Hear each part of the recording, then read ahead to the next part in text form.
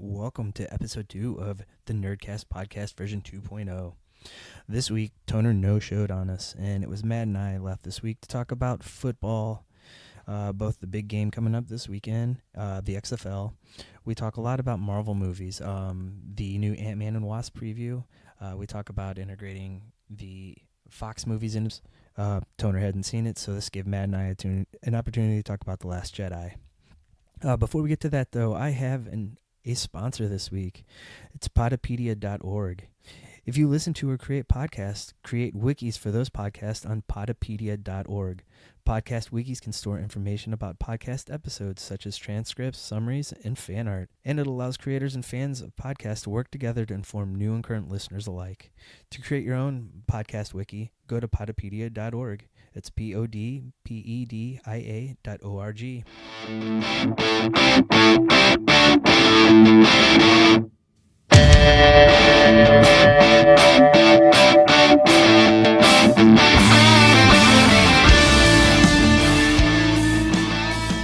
Super Bowl Sunday.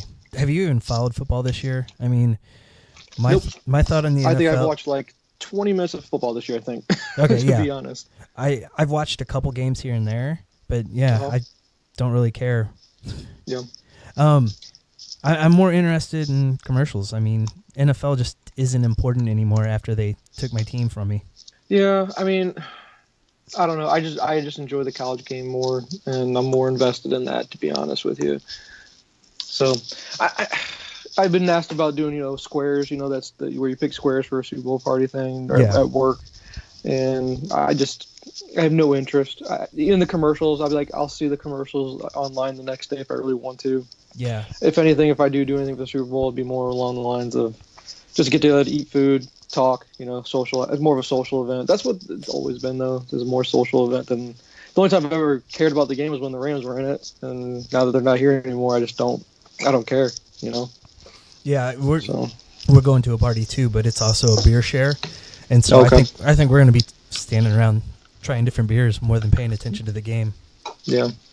Because, I mean, it's Patriots and Eagles is who it is? Yeah. And I'm the Patriots again. Yay, boo! It's boring. I hate it when it's the same teams over and over. There's no diversity in the sport. So if it's going to be them over and over, no thanks. I'm still mad about the Super Bowl and what was it, 2001 when they beat the Rams? Yeah. So if there's one thing I'd root for, it's Chris Long getting a Super Bowl championship after playing so many shitty years in St. Louis. Yeah. I mean, he's just an all-around good guy, and he deserves it before he hangs it up. Yeah. No, I agree with you. Agree with you wholeheartedly. It's just not something I care too much about. I'm almost like maybe we'll go watch a movie instead. I've gotten to that point in my life where I just don't care enough anymore.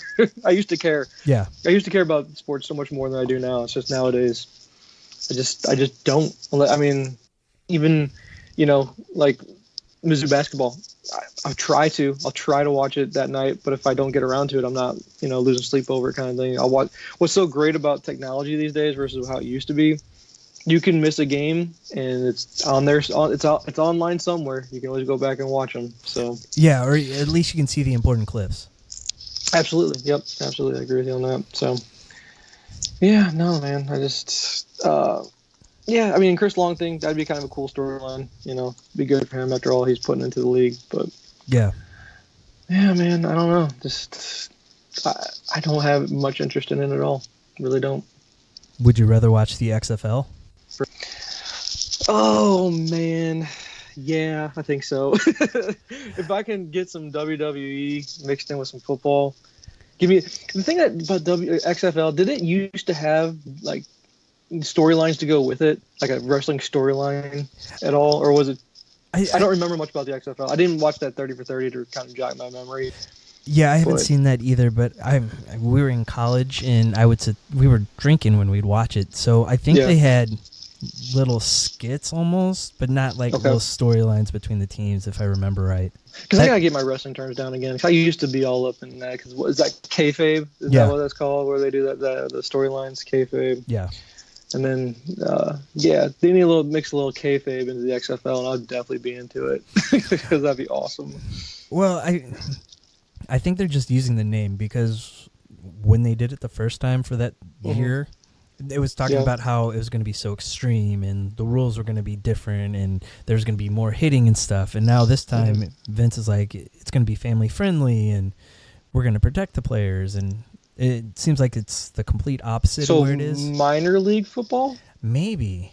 So is this going to be a way for high school kids to go straight to NFL kind of and get paid right away? I don't really know. College? I have no clue.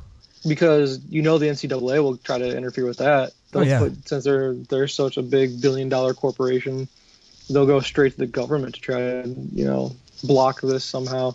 But if I was Vince, it's kind of like what's that guy, Lorenzo Ball or whatever that guy's name is. Start as an NBA league, or I don't know. basketball the one league. with the kids that are shitheads, that stole shit in China. Yeah. Starting a league. Where'd he start a league? Like Lithuania or something like that? Something like that. And basically, like high school kids go straight over there to go play professional. Would skip the 1 year rule in college for basketball. This could be a way to skip the 3 year rule in football. Yeah. I would hate that to happen because I love the tradition of college football. I'd hate that players don't get paid. It sucks for them, but I love the sport of college football. Still love that. That's something I don't get tired of. And see, I don't know if they'd be able to draw the elite 5-star prospects into the XFL because, first off, are they going to be able to pay at that level that would make it worthwhile for them? And B, how easy would it be then to go to the NFL afterwards? I mean, I know. The original XFL, I think we saw 2 players make it. Was it Tommy Maddox? He was a quarterback for the Steelers for a while. Yeah. And then He Hate Me. Yeah, I remember that guy. That was the dumbest name ever. Yeah. It's so dumb. So, I don't know. The XFL, it doesn't draw much from me, man, to be honest with you. It just doesn't.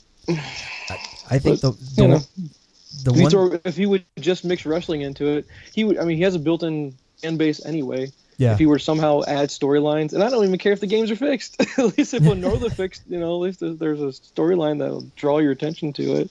Yeah, and how about this? Here's how they could do it, Jay. Here's how they could draw people's attention to it. Instead of a football game taking 4 hours to play, get it done in an hour, something like that.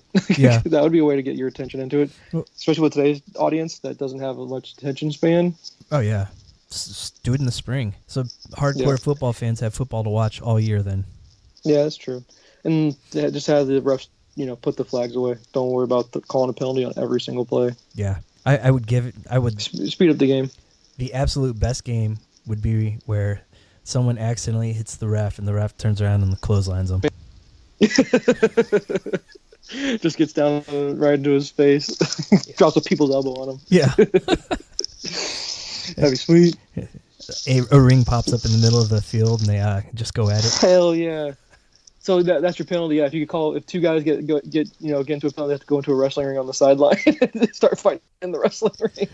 I think that'd be awesome. Or if you get penalized, the ring comes out and there's like the Big Show in the ring and you have to wrestle the Big Show. Oh man, that'd be hilarious. Watching like some 5'7" scat back that's weighs like 140 pounds still. You gotta go fight. That'd be like Rey Mysterio, I guess, fighting the giant. Yeah. Oh, that'd be good.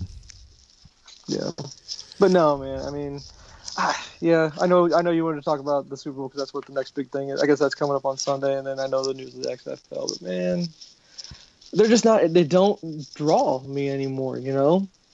I'm tired of it. It's politicized now. They've taken the fun out of the game, where part of the fun of the game used to be the trash talking between teams, the rivalries you could have. Yeah. Because how much the players hated each other. And, it's supposed to be a physical violence sport. That's the whole point of the sport.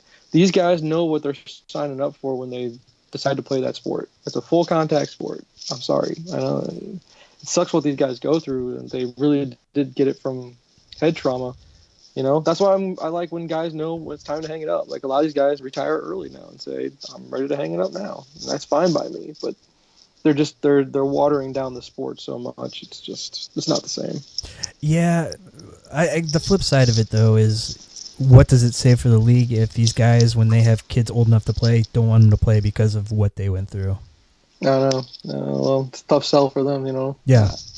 There's no right or wrong answer to that. It's just a conundrum that the league's gonna have to get through. Because did you see, what was it? I thought I read somewhere who paid for it. Someone just paid like what, $60 billion or something like that? 60, I don't know if it was billion, just to air the Thursday night games now. Just one night a week kind of game that all the players hate to play that game. I don't know who was the entity that bought it, the rights for it, but God, I was like, are people even really watching that much anymore? You know? Yeah, I know the ratings. I thought the numbers were way down. Yeah, all season they've been down, and I've heard ESPN wants to get out of their Monday night game because it's costing them too much. They can't afford that contract. Yeah, ESPN's a dying. Once they got away from the sport and turned it more into people spitting hot takes all the time, who cares about ESPN anymore? Yeah. Because I used to remember watching, like, who was it? It was Patrick and who was he teamed up with? The guy that's on NBC now. Oh, Oberman. Yeah, him and Olbermann, but yeah, then with Stuart Scott. Yeah, those two together. That was tune in TV because it was entertainment. Yeah. It was funny. It wasn't politicized. It wasn't shouting. It was just looking at the highlights and making fun of the stuff they can make fun of in the highlights, you know? Yeah. No, I agree completely. And the amount that they've been spending on sports, and all of a sudden they're like, well, I don't know if we can do this anymore. Let's cut our best talent. Yeah, being a sports journalist these days is no longer just being a sports journalist. Because what do they have? You have to have an active Twitter following. You got to be all the social media. You got to write. You got to do video. You got, you know, it's crazy. You can't just write columns anymore. No, and you've got to be the guy that breaks. You got to have a radio show too. You got to have a podcast. You have to have a podcast and a radio show to be a journalist now. Yeah, and you got to break the big story. I mean, if you don't break the big story, someone else is going to beat you to it, and they're going to talk to him instead of you. And it doesn't matter if it's correct or true. You just have to break it, right? That's all that matters. Oh, how it has changed. How times have changed from the old school ESPN just looking at highlights to where things are now, where it's nothing but hot takes. Hot takes. It's kind of like MTV not playing music videos anymore. Yeah. Which, do they even make, like, are music videos even made anymore? Oh, yeah. You can go on YouTube and find all kinds of current music videos. But I meant for, like, pop music. I know I've seen, like, on YouTube, like, they put some things on there, like, no, I guess you're right. I guess I see some rap ones, too. They're not like the old school rap ones where you had a rap one for every single song that came out. Do they have it for every song now, or is it just the one hits that they do? I think it depends on who it is. Because I know, like, the Foo Fighters still do a lot of videos because they just enjoy making them. Yeah. Yeah, the average band, I don't know how many of their songs from an album they'll put on YouTube. Yeah. But I did see on YouTube that the Ant and the Wasp preview came out. Did you see that? Mm-hmm. Yeah, I watched it. I don't remember a lot from it. There's very few things, like, you know what I mean? It's not memorable. It was good. Like, I enjoyed it. I think I like that, though, because I've spewed about that before in regards to trailers giving away too much of what's going on. Yeah. The only thing I wish they wouldn't have shown was the stingers from Wasp. I don't want to see her shooting anything. And then I guess I hope it's not the coolest thing in the movie, but when they showed the Wasp running on the knife, I thought that was awesome. I hope that's not the coolest sequence in the movie, because that was really freaking cool. Thought that was an awesome little gadget trick right there. You know, that was cool. Yeah, well, based off the way it went with the first movie, they released that clip of him fighting. And it just blew everyone away. But then that was the concern. Well, is that going to be the coolest thing we're going to see from this movie? And they proved it wasn't. So I'm thinking they're saving some of this stuff. But the things that stuck out to me was when they were in the car chase and they shrunk the truck down. And got under the other truck and then blew it back up. And that was cool. Yeah, that and then is it the same director? Is it the same guy that directed the first one? I don't doing this one. I don't know for sure. I'll pull it up real quick. Okay. But then I thought it was pretty funny, the Hello Kitty gag with the Pez dispenser. Yeah, I thought that was pretty funny too. Yeah, I thought that was funny. I don't know. I guess my biggest concern is that the most intriguing storyline from Ant-Man and Wasp is obviously not between Scott Lang and, I guess this is Pym's. There's supposed to be the daughter, which it's not Janet Van Dyne, because Janet is going to be Michelle Pfeiffer, right? Right. The original Wasp is lost in the microverse or whatever, right? Right. So what's this girl's name? Is this Janet? What's her name in the movie? Do you even remember? I don't offhand, but I'm pulling it See, up. that's the thing. I love the original Ant-Man because, to be honest with you, what everybody remembers about Ant-Man is Michael Pena. Yeah. He was the funniest part of that damn movie. But my only concern being that is there chemistry between Scott Lang and then his daughter, which from the first movie that's not what stood out the most to me. But if this is going to be a team up movie, is there good chemistry between the two of them? I don't know if there is or not. I didn't get that sense from the trailer. Yeah. But what stinks is that they're not going to be able to take the best storyline between the Ant-Man and Wasp, and which dealing with the marital abuse. Yeah. So I don't know. Well, it's drama, it's intriguing. I'm guessing because it's Disney, you'll never see that storyline. Well, it's been kind of blown out of proportion too from the comic because the comic, it was just an accidental thing that writers later on used as a thing to bring Hank Pym down. Yeah. All right, so she's Hope Van Dyne.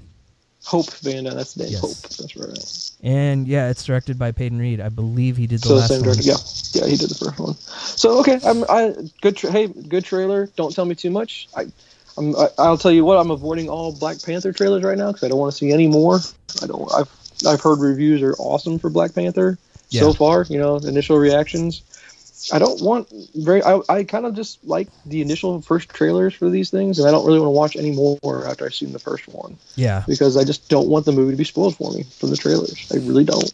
Well, but I'm looking forward to it. I'm excited for it. We talked about this a lot when around the time of Spider-Man. We thought the whole final act of the movie was going to be on the ferry. Yeah. Which we were completely wrong, which I'm glad about because it made for an awesome ending for the movie. But I think Marvel is pretty good about not giving away too much. Yeah. And maybe at times even making us believe, oh no, they're going too far now, but that's not always the case. Yeah, I'll give you that point, but I still think they give you too much. I just don't want it. You don't have to. These Marvel movies will sell themselves. You don't really have to market them that much. Show as little as you need to. Because people can go see them regardless. Oh yeah. Because they're invested in the bigger story. They're invested on all these tie-ins to see how they tie into the bigger movie with Avengers. So right. I just don't need to be spoiled. That's all. I don't want to see all the material beforehand. See, and what's interesting is I've gone and I found reactions people had to the original Star Wars movies because it was all word of mouth. There's no internet. Yeah. There was a couple previews maybe, and everything from that, it was people were saying they were completely shocked. They had no clue what was going to happen. That the stuff with Vader being Luke's father, just no one could believe it. And I don't feel because there's no way to spoil it, and the internet today would spoil that. You wouldn't be able to keep that under wraps, except for, did you know Vader was going to be at the end of Rogue One before you went and saw it? I didn't, but on my Facebook feed, it popped up an article that said, it was beforehand, and it said that he was going to be in the movie. So I don't remember. I had no idea he was going to be in any part of the movie at all, So yeah, I'm pretty sure I had heard he was going to be, but I didn't know what capacity, and at that point I'm like, no more spoilers. Yeah. But here I wanted to throw a curveball at you though in regards to talking about Ant-Man and Black Panther and all the Marvel movies and whatnot. Yeah. So, and you had a good topic you want to throw in regards to how you fold in the Fox characters into the Marvel universe. Something that I found out that Kevin Feige has a contract with Disney, and that is due at the end of Phase. Well, we're in 4 right now, and I think it's due at some point after all these movies come out. Ooh. At the end of Phase 4. So you have Kevin Feige, who's the architect of all of it, right? Yeah. What do you do once he's out? Because if he's your main architect, and he's using more modern storylines, and the people that created the more modern storylines are really not writers for Marvel anymore. At least I think so. Tell me if I'm wrong, because Bendis is leaving, right? He's already gone. And you've got Millar, who was gone a long time ago. Long time ago. Yeah, and he's only doing his own stuff. Brubaker hasn't been writing Marvel books for a while now, correct? Right. Your main big-time hitters for your main storylines that you're really playing off of. So my thoughts are they going to be running out of material as far as your big stories to use for Avenger movies? And then the other issue being Kevin Feige, if he wants to leave, wouldn't that be smart at this point? Because you'd pretty much be leaving on top. And then that really opens the Pandora's box of what do you really do once he's gone, you have to bring someone new in, and how does that new main producer fold in all those characters? That's a lot to think about. Or are you Kevin Feige and go, hey, Disney, Marvel, I've made this company billions upon billions of dollars at this point. What are you going to pay me to stick around? you know, look how much leverage that guy has. Yeah. To just be completely stupid wealthy. Yeah. So I think they could really go back and modernize older stories. Okay. I don't think they'd run out of story ideas. I think there's going to be new stories coming out. They have tons of old stories they haven't touched on. Like Avengers, Kang the Conqueror is a big bad guy for them. And there's time travel. There's resetting the story, but go Dark Avengers. Yeah, that'd be pretty cool. But you'd have to fold Norman Osborn in there somehow. Pretty big. You'd have to find someone really good to play Norman Osborn. Yeah, and you'd have to probably establish him first in the Spider-Man movies. Yeah. But what I'd heard today was that Feige he said his favorite movies are the Star Wars movies. Yeah. And that just gives you an alarm bell to go off going, Last Jedi, which we'll talk about later, was met with mixed reviews, right? Yeah. Didn't perform as well as they projected. It's making its money regardless, it's Star Wars. Doesn't perform over in China, but I don't think any Star Wars movies perform over in China. There's been a lot of issues with the Solo movie, as far as just we still haven't seen a trailer for it. It comes out in a few months here. Heard that's a huge mess. If you're Kevin Feige, do you go, you guys want me to work on Star Wars? Can you kick Kathleen Kennedy out of there and let him start taking over? Or does she have a death grip on that Star Wars thing? Or do you want the guy that knows how to do what they're trying to do? Basically, kind of using the same formula over in Star Wars as they're doing over in Marvel. Yeah, you got your main story with your big pictures, and you have your tie-ins to it. Universe building. Yeah, exactly. So I thought that would be pretty interesting to see Feige take over the Star Wars world. I think Kathleen Kennedy has complete control over there, and that we won't see her leaving for the foreseeable future. And the question being why? I'd question why when you. I liked Force Awakens. Mixed reviews on that one too, kind of. Yeah. Last Jedi even more so. Could they have wavering faith in her ability to produce high quality films? I don't know. Yeah. Although I think a lot of people would probably be like, just give it to Dave Filoni. Let him do it all. I don't know if you'd even want that kind of responsibility or not. Yeah. But here's the real curveball. It'd be really smart by a certain company DC. named Warner Brothers. Yeah. If they were not stupid, they'd probably go, hey, Kevin Feige, can you fix our really fucked up universe and make it better, please? I could see them trying to plant the seeds already. What, Warner Brothers to get him to sway over to DC side? Yeah. They need to. Yeah. They would really, really need to. Well, I don't know if there's enough money in the world at this point, Because if Disney wants them, Disney's going to keep them, Yeah. But here's the thing Warner Brothers can do. They can say, you built that from scratch. Mm-hmm. We're lower than scratch right now. If you can build this up, you will be a legend. I just don't know, man. 'Cause I don't know what Warner Brothers is doing with their properties, man. Like, I'm never up to speed on the Arrowverse shows on WB anymore. Yeah. Sorry, CW, not WB. God, I'm old. Yeah, same difference. I know, but I'm not caught up on that. But apparently, there's going to be a Krypton show on Sci-Fi, right? I think it's already started. It has, okay. And then you've got Gotham, I watch it just because I love Batman. Yeah. And there's good parts of it. There's things to find to enjoy about it. It's just not consistently very good. And then now I just heard they're coming out with a show called Metropolis. Have you heard about this yet? I heard a little bit about it, yeah. And it's the showrunners of Gotham just trying to do the same thing with Metropolis. But I'm like, guys, Superman's rogues gallery is not what makes Superman a character that people love. They love watching Superman. Yeah. And why do they keep wanting to give us shows without Superman? Right. Because someone made a good point saying Smallville didn't have Superman. And I was like, at least Clark was in there. At least they had Clark. And I love Smallville. You know how I am about Smallville. It's one of my favorite shows of all time. Well, they also had Clark moving in that direction, and you see how he gets there. Yeah. And I'm like, okay, you're trying to give us all these shows without the most important part of Superman. And why? What do you got? What is WB? What are they trying to do? Why can't they get a grasp on the fact that Superman is one of the most iconic characters? And I know you're not the biggest Superman fan. I don't know. And again, I'm sorry. Where do you stand on Man of Steel? Oh, I like it. I think it's one of the better movies. Okay. You get what I'm getting at here. Superman is a character that people want to like. Oh, yeah. There's something, they want to like him. They just want good stories from him. And there's got to be a way to get these guys to go, put him front and center somewhere and get it right. Just, you guys fucked up with Justice League. Start over. Start over with Man of Steel 2. Start where it should have. He is your big hitter. You start with him. I have full faith that the Matt Reeves Batman stories are going to be great too. And I don't believe they should be just one standalones. I do like the fact that they want to be just good movies. Yes, be a good movie. And the thing about that WB doesn't understand is make it a good movie and just sprinkle in the fact that they're going to be tied into the big picture. Marvel movies don't ever make it like they have to be beholden to what's going to happen in the Avenger movie. Right? They just sprinkle it in a little bit and just make references here and there. Well, yeah. I mean, like Winter Soldier is the best example.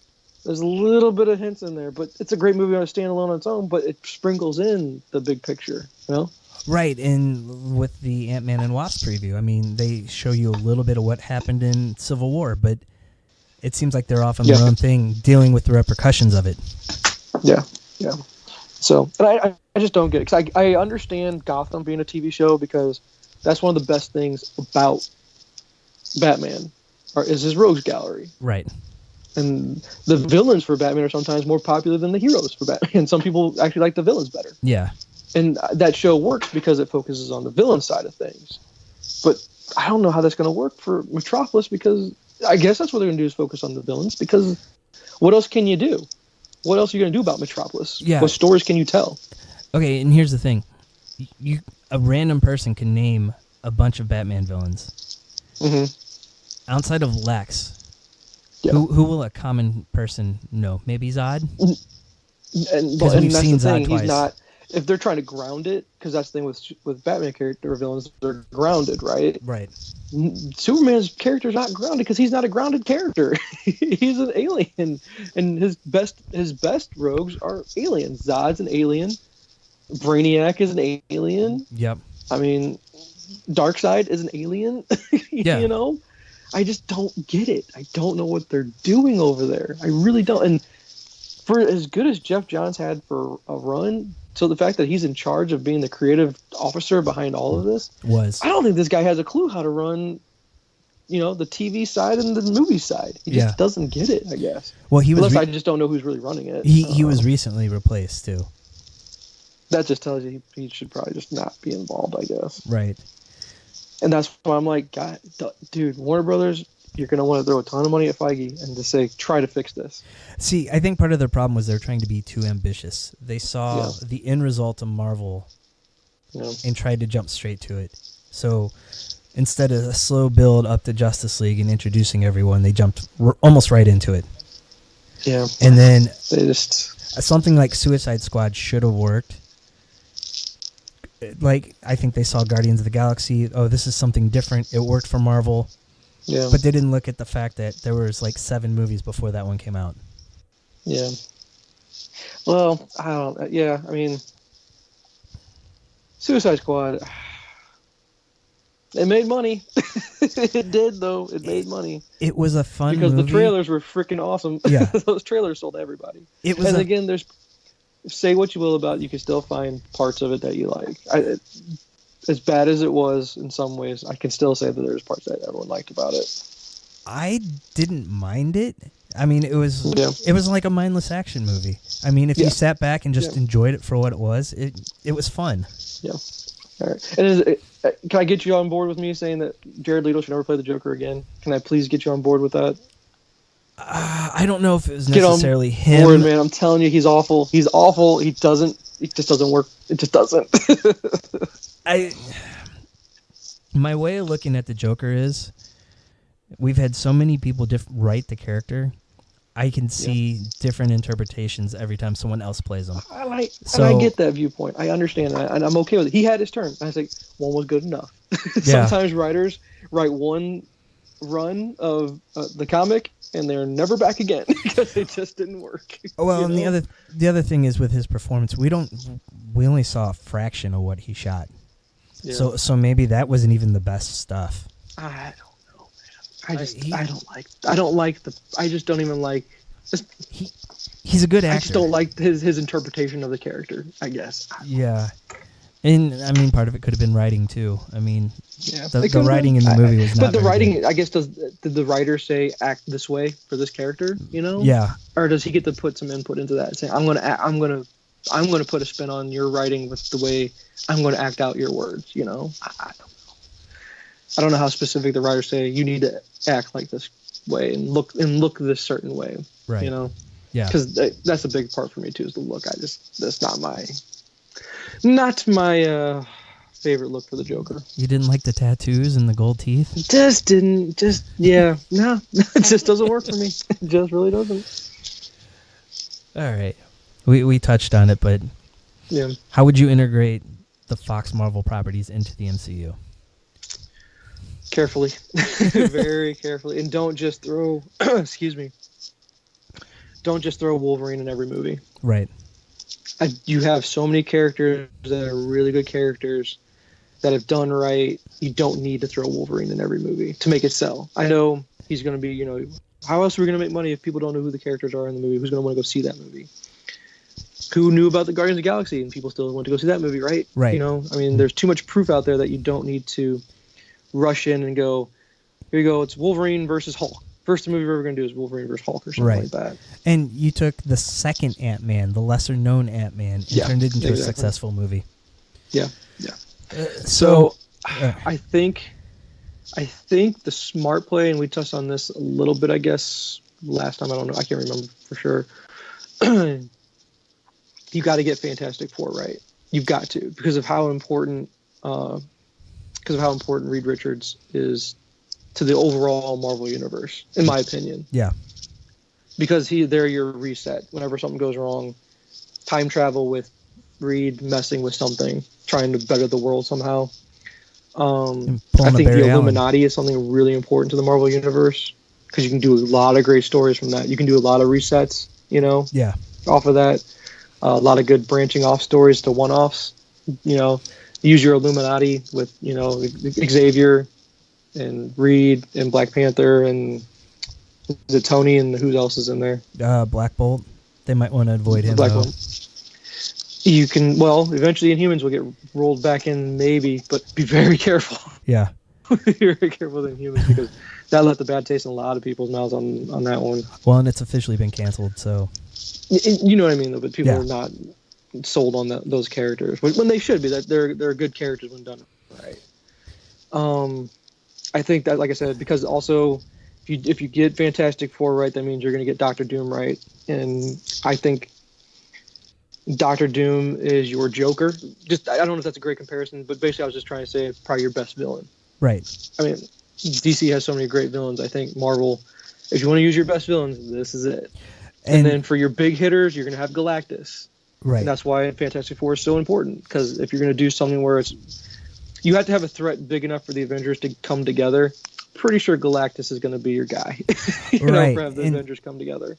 And the big complaint about Marvel movies has been the lack of good villains. You've had Loki, and then it's like the TV show guys, the Netflix guys. It's because they're lacking the big ones that they have rights to, and it's Doctor Doom, it's Magneto. I want them to fold in. I liked the Fantastic Four from Josh Trank. Yeah. I liked what they were trying to do in regards to using younger characters, a younger Reed. Right. Basically, again, I've told you how many times to read Ultimate Fantastic Four, but if you do Ultimate Fantastic Four right, that series turns into a movie itself, because that's what Millar always does well with his books. They're movies just in book form. Yep. They look like screenplays. They just look and read like screenplays. I think trying to go that way is fine. I don't mind if you do use an older Reed Richards. I just want them to get Reed right so they can get the Illuminati right. And then you can go and do Planet Hulk. I still haven't even seen Thor Ragnarok. I still haven't.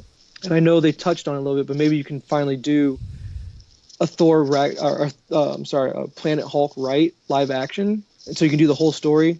And then you can do World War Hulk coming back, and that can be Avengers versus Hulk kind of thing, Yeah. And have all the characters come in, because you're going to have to try to take down him. I want them to do X-Men right. And what I mean by doing X-Men right, I know they did First Class, but I really want the first class. I want Right. Scott. I want Angel. I want Beast before he turns blue. I want, The I want original Jean Grey 5. in there.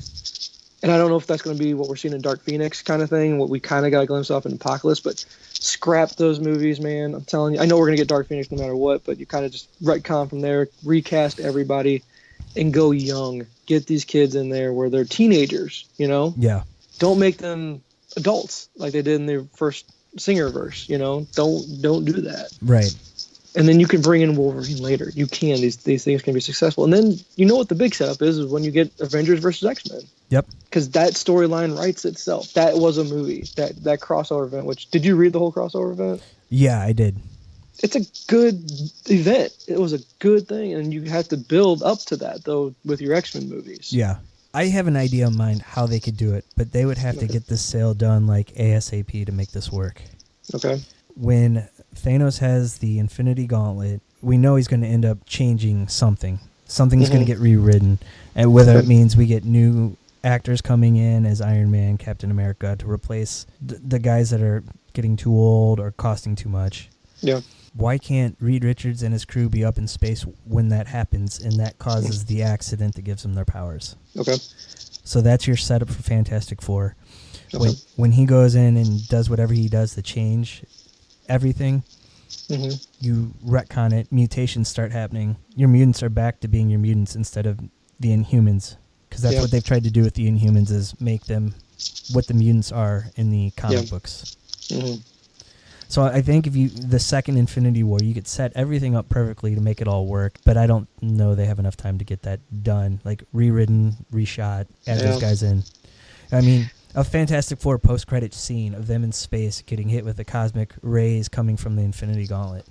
There you go. You're set up to bring them in. Yeah. But you're just saying how to fold them in. You got to get... Do you see what I'm saying, how important Fantastic Four is to all of it? They're just so important to everything. You can't get this wrong again. Yeah. You've had 3 strikes against you. Guys, you can't get this wrong. You got to get this right. You got to. They're too important to the big picture of things. So, and what I'm excited for is that you have House of M that they're going to be able to do. Oh yeah. I hope they do, but you can't do that too soon, right? That's got to be one of your ending things, where maybe if you want to read, you got a retcon after that. You know. I don't know what you use House of M for, but that's such a good storyline, and it just stinks that they've already used Civil War. Yeah. And Civil War was just so good, and now they can't go back and use it. They really can't. And they didn't have some of the key parts to it, with like Reed being like the division of the Fantastic Four on both sides. I know. Maybe they can, because we'll say it's a reboot of the universe, and they actually give us the exact reason why they do Civil War. Could you do it again, you think, or is it going to be too soon to do that? I would think it's too soon to do that. God, that sucks, though. It really sucks that you can't just use the book as the complete outline and just use it as your blueprint of saying, we're going to do it exactly like the book was, because how good that was. Yeah, you could set up Secret Wars, or not Secret Wars, Secret Invasion. Secret Invasion would be fun, yeah. I mean, they could even... Oh, that would be real fun. With Captain Marvel, the Skrulls are going to be in it, so they could be setting the seeds for that right now. I would hope so. Because we don't have a clue what happens after the second Infinity War movie, right? What's that even going to be called? Is that they haven't a name announced to it yet? No, they haven't announced it. Okay. God, yeah.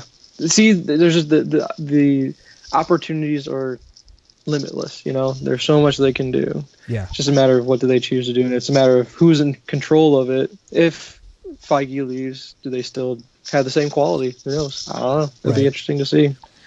Yeah, because if you bring whoever takes over is going to have a lot of toys to play with. Yeah, and the problem is if you bring in someone outside to try to do it, you might have a different voice on it than what you initially had.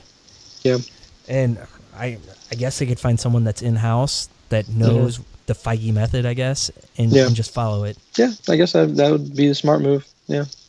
All right, so let's jump from mainstream to more indie comic stuff. Why don't we see more Image comic properties becoming movies and TV shows? Because producers of movies are not going to take a gamble on something that doesn't have a somewhat guaranteed return.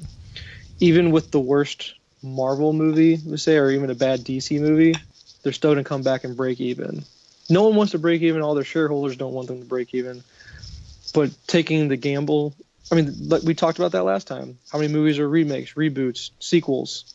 You know, they don't want to take that risk to use original material, and that's what Image is. Everything with Image is original material. Yeah. But you are seeing where risks are taken are on television. Yeah. And you do see some Image things. I mean, you're going to have the Millarverse on Netflix at some point. Yeah. I don't know which books of his are really going to be on Netflix, and I don't know if they're going to be TV shows or they're going to be movies, which that's a good place to take your risk to is, hey, all comic book nerds that love all Millar stuff, it's all going to be on Netflix. That was a good move by them, in my opinion. Yeah, the problem there is, though, they didn't get the full library because he had licensed out so much of it beforehand, because it seemed like Millar's doing a new book, and it's already been licensed out to a production company. I know. Well, or it's been so long, maybe those had expirations to them where if they didn't actually do something with it, kind of like if they didn't make a Fantastic Four movie or a Spider-Man movie every X amount of years, the rights revert back kind of thing. Right. Maybe that's what happened. I don't know if that's, or do you know for a fact Netflix doesn't have his whole library? I know for a fact they don't, because... Oh, well, okay. Because, I mean, Kick-Ass is... Well, that's already produced, yeah. Right. But unless you want to do a TV show for it now or something like that. Or if you want to go and explore Hit Girl or something. Yeah. Because, I mean, they've done that in the comics, so... But yeah, I mean, it's not that it hasn't been tried. Like, I guess one of Images... Well, no, that's Vertigo. Never mind. I got Vertigo mixed up in there. I was thinking Why Last Man. Yeah. I know they've tried to do Why Last Man a few times, but it just fell through. But, like, Chew, the comic book Chew, I see that as a TV show more than I see as a movie. And it's a police procedural. Yeah, and there's talks of that for a while, but I don't know what's ever happened with it. Yeah, that's a hard sell, man, because it's a weird concept. It's such a good book. It's a fantastic book. It's just trying to teach, or not teach me, but sell people on what the concept is. When you tell someone what's about, like even when you tell a comic book person what that's about, they go, "What? Yeah, that's messed up. I'll try to read it, sure." You know, but trying to do it for a TV show or something like that, but. You know, Saga, that's a TV show to me. Oh, yeah. That's a space epic, space opera kind of thing. I guess it's just frustrating to see them missing the opportunity where they could take Invincible and say, from Robert Kirkman, the guy that made The Walking Dead. And which I think instantly they're doing. No, Invincible is going to be on something. They're adapting that to TV. But I don't know who got it. I don't know if HBO got it or something. I think Rogan and his partner... I don't remember what his name is. The same guy's doing Preacher with him. Goldberg. I think they got Invincible too. Okay. But I don't know if they're... Invincible cannot be on AMC. Just like I haven't watched Preacher.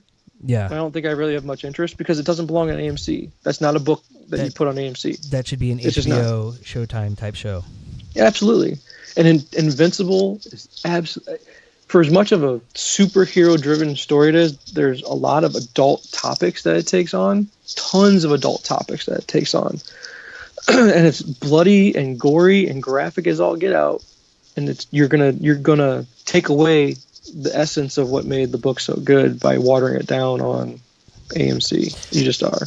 And I think that's going to be the problem with a lot of the Image books. They can't be on something like AMC or FX because of the content in them. Because I'm looking at my bookshelf, I got East to West here. Mm-hmm. It's a Western, but there's so much like cursing and graphic nudity and stuff in it. No cable channel would do it. It would have to go premium. Yep. And then like Saga. Saga's the same way. Yep. What else do I got here? Well, what's the one? What's the Image book I was just going to say? Well, Spawn. Spawn's going to get another movie, though. Amazingly. Yeah, which I'm curious. I'm curious about it. Yeah, I am too. I will go see it, actually, just because how curious I am. I can't tell you last time I read a Spawn book. Yeah, I used to be a huge Spawn fan. That's one of the first books that ever got me into reading comics. But, man. I actually read today, too, that Cowboy Ninja Viking is still in production someplace with Chris Pratt as the lead in it. Okay. So, I mean, it's not that they just don't have them. Again, they're number 3, and they just don't have as much pull.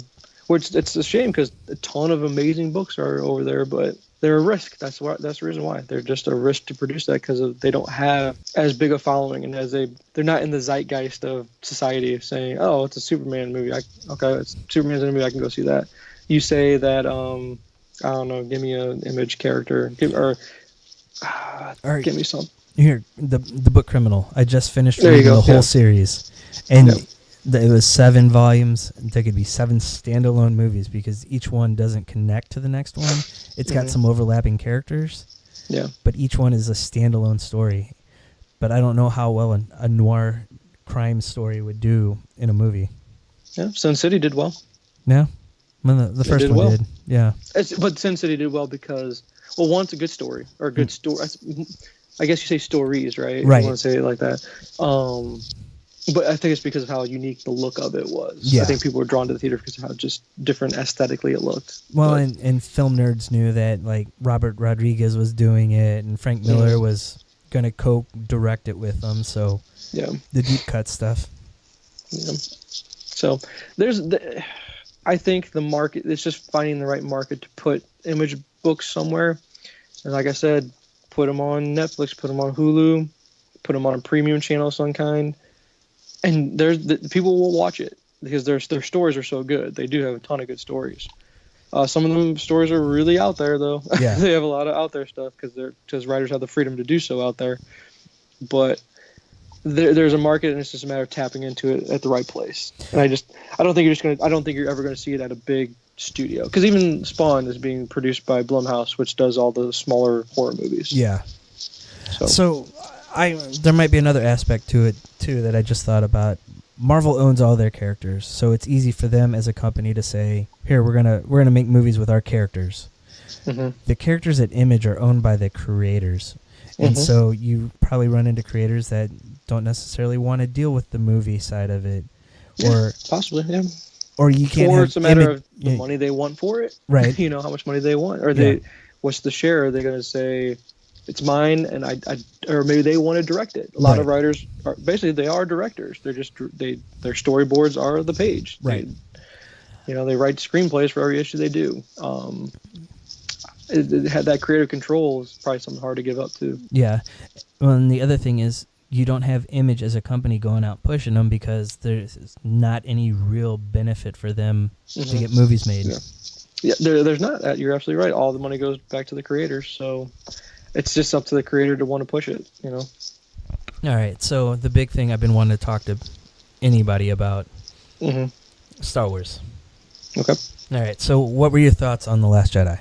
I saw it twice in theater because the first time I saw it, I kind of left not underwhelmed or overwhelmed. I was whelmed. Yeah. I think is the term I wanted to use. I was just whelmed. The Leia thing, that bothered me a whole lot. Yeah. Because it just looked weird. Whether or not, how powerful a Force user she really was, or it just seems like, we all know Carrie Fisher's dead before we see that movie. Yeah. Pretty good spot to just take. I thought that was it. That would have been perfect. Good way to end the story, to be honest with you. Yeah. A warrior's death, She died fighting the battle. Yeah, the flip side of it is, though, they have all this other footage of her filmed already. Yeah. And it would be a shame to let that go to waste. Yeah. And I thought they had a second point they could have taken her out, and when Holdo goes and does the hyperspace jump through their ships, that could have very easily been Leia, because she's always been very hands-on. Holdo tries to stop her. She stuns her and says, "Take her. I'm going to do this." And then ride her out right there, because she doesn't have much left in the movie. Perfect. I'm on board with that as well. Yeah. So a lot of missed opportunity in there. I liked the Kylo and Rey interaction. Yeah. I liked their chemistry together. I liked where they tried to trick you that, Kylo can be turned, which they did that when he didn't fire on his mom's ship. Right. And you saw the conflict within him. Well, even in the previous movie, you saw that with him when he killed Han, because it's like, oh, he's gonna turn. Oh, no, never mind. Yeah. And then I guess the fact that they built up Snoke to be this all-powerful, even more, more devious and more deceptive and more one of the strongest Sith Lords, even more stronger than Sidious, And so all that mystery, that shroud of mystery of, who is he, what's his real lineage, and who's he tied to? Yeah. And really, it was just a big flat blue, like air coming out of a balloon. Yeah. It didn't live up to the hype. His villainness did not live up to the hype. And I've got two thoughts on that. First off, they're going to end up going back and doing that in books and stuff. Yeah. which I think is becoming a crutch for Disney with Star Wars. Yeah. Because they're using the books to fill in the stories that the casual Star Wars fan is not going to go and look at. I mean, I've read almost everything. I've got like 4 books here I haven't read yet. But like I've read Phasma, and it was disappointing because there were some aspects of the character in the book that were really cool, but then she's lame in the movies. Mm-hmm. Very lame in the movies. Right. And then with... but shouldn't be because she looks badass. Oh, yeah. You know? So. And then... like with The Force Awakens, a lot of the complaints was people didn't understand what was going on in the rest of the galaxy when the First Order destroys the Senate and that whole system. Because they skipped all over it, you know? They didn't show any of it. You need to show it, in my opinion. Because they put it in a book. It was in the Bloodline book, where they set all that up and how the First Order came to power. And that's stuff that casual people probably need to know, so they are drawn into the story a little bit more. Yeah. Which I get... The book should enhance your experience because, like I said, with Catalyst, Catalyst only enhanced my enjoyment of Rogue One. I mean, that's why I loved Rogue One so much. Yeah, because I knew the background. But I shouldn't have to read the book to enjoy the movie. I shouldn't have to. And I think that, like you said, they're relying on those books too much to fill in the gaps too much. So you know? I'm going to go into this more in a little bit. But the other issue with Snoke is JJ built him up in The Force Awakens, make him seem like this big bad guy. And then Rian Johnson didn't do anything with it. And that was seen throughout the movie, that there were so many plot threads that were left open that weren't touched upon or just kind of thrown away. Yep. Race parentage, the Knights of Ren. I mean, it just goes on. There's so much that Disney did a disservice to both JJ and Rian Johnson by not having one cohesive story through all 3 movies. And I know people love to bash the prequels, but the prequels were all written by George Lucas. That it was one story all the way through. Yep. The original trilogy, while he didn't write Empire, he had the storyline in place for the writers to go by. So it was all his story. Yeah. Here we're seeing JJ's story, then Rian Johnson's story, and then we're going to go back and see JJ's story again. So we'll see some of those loose ends tied up, but it's not going to be one cohesive trilogy. It won't make sense. They'll be like, well, what? Right. Where was this in the last movie? Right. You know? And writing off the Knights of Ren, okay, they're with other parts of the First Order fleet throughout the galaxy taking it over. That's fine. You can say that after the fact, but they didn't even touch on them. And that's covered in a book somewhere? No, they haven't even they haven't done anything with that. Okay. So because I'm going through my timeline of books right now. Yeah. And I don't remember where I'm at in regards. Like I just finished Dark Disciple. Jay, that book was 42 chapters long. Yeah. That's about 22 chapters too long, to be honest with you. That writer drug that book on so long. Yeah. It's ridiculous. I was like, and I loved it. It was so fast paced, and where I thought it should have ended, it just didn't. It kept going and going. Yeah. I'm like, my God, just end it already. Yeah. It would have been much better as part of the Clone Wars. But getting back to The Last Jedi. Yeah. Tons of, like I said, I saw it twice. My first time just whelmed coming out. Second time I liked it a lot better. Yeah. I knew what to look past. Like I can go, okay, here's the part of the movie I'm not going to enjoy. Just kind of zone out a little bit on those. Yeah. Kind of pick it back up on the parts I know I'm going to enjoy, and just focus. The fact that you got to see Luke at the end do what he did. Yeah. Kind of made it everything worthwhile. Although kind of disappointed that I didn't get to see more of Luke doing what I wanted to see Luke do. Which was see him display his full power as a full-on Jedi Master. Yeah. You know, and just school some fools with a lightsaber, use his Force powers, because what he did at the end, that's Yoda level. Yeah. You know, that's Yoda level Force ability, and the fact that now we don't get to see it anymore, that's a huge disappointment to me. Yeah. You know, you didn't have to do that to Luke. You just didn't. I don't think he did. I would have loved to have seen his story end in the next one where you go, okay, now we're done with this whole trilogy. We're done with the Skywalker saga. Because it would have been nice to see the true conflict to see if Luke could really get Ben to turn, you know. Yeah. But I guess they're just trying to say that that's not going to be possible. There's no way that Ben's going to turn. So yeah, I think part of the issue is the next movie was supposed to be Carrie Fisher's movie for Leia, and had they known what was going to happen, Leia probably would have died, and Luke would have probably made it onto the next movie. Okay, yeah. I mean, I guess you're right. Yeah, that's the only thing I can think of. I know a lot of people were upset about how Luke was portrayed in the movie. That he was, I mean, to our generation that grew up with the original movies, Luke was like a god. And to see him as like the shell of himself. Basically a throw-off character, to be honest with you, throwaway, you know? So. But this goes back to the books. And I'm in the middle of reading The Legend of Luke Skywalker, and it put the whole movie in perspective for me. That the legend of Luke had gotten to the point where he couldn't live up to it. And between that and the failure with Ben, he didn't know how to react to it, and he just pulled away. But the book, you have to read the book to get all that, which I shouldn't have to read the book to get that. Exactly. Shouldn't have to. So because I am one of 5% of the people that have seen Star Wars that will sit down and read every single one of these books. So when I sit there and I explain that to people, they're like, well, that makes sense. But I never would have known if you weren't such a big nerd. Which the books, like I said, Dark Disciple, and I like I told you, I read most of Lords of the Sith. That's right, Lords of the Sith, right? Yeah. The books are good. They're enjoyable. They're a bit too long. It reminds me of George R.R. I haven't read Game of Thrones all the way through. I've only started the first book, but I know what the big complaint about his books are is being too long because they're just too descriptive. Yeah. Same with these Star Wars books. I'm wondering if this is just a trend in sci-fi writing or fantasy writing, where you have to be overly descriptive, and I'm like, just get on with the plot and get on with the story and let's get to action, And it's just, I don't know. And see, I feel the same way about Lord of the Rings.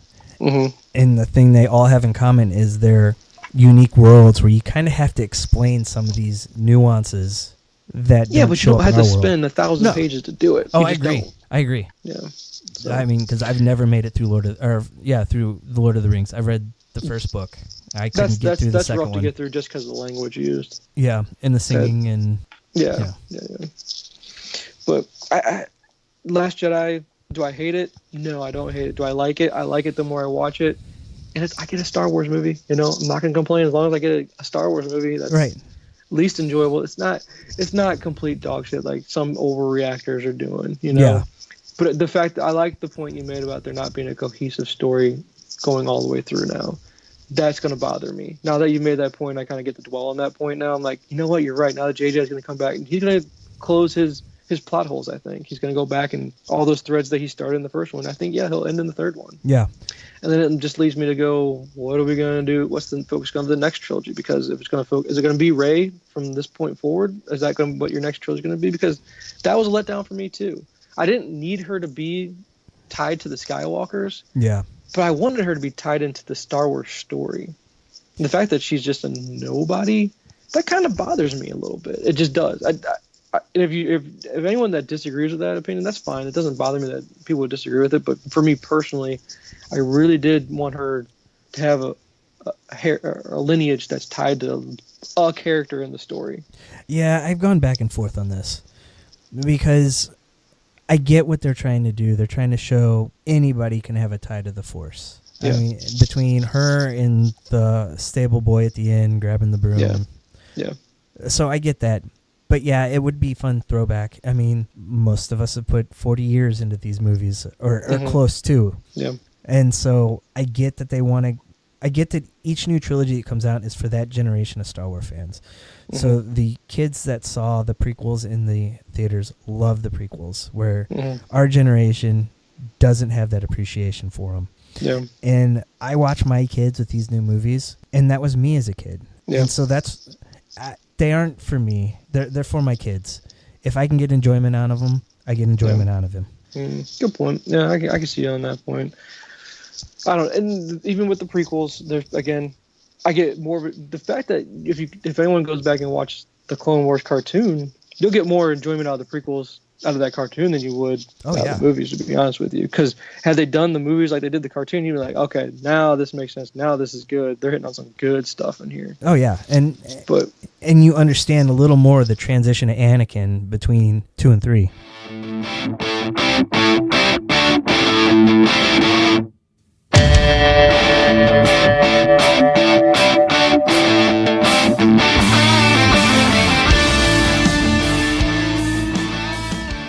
So Matt and I ended it there.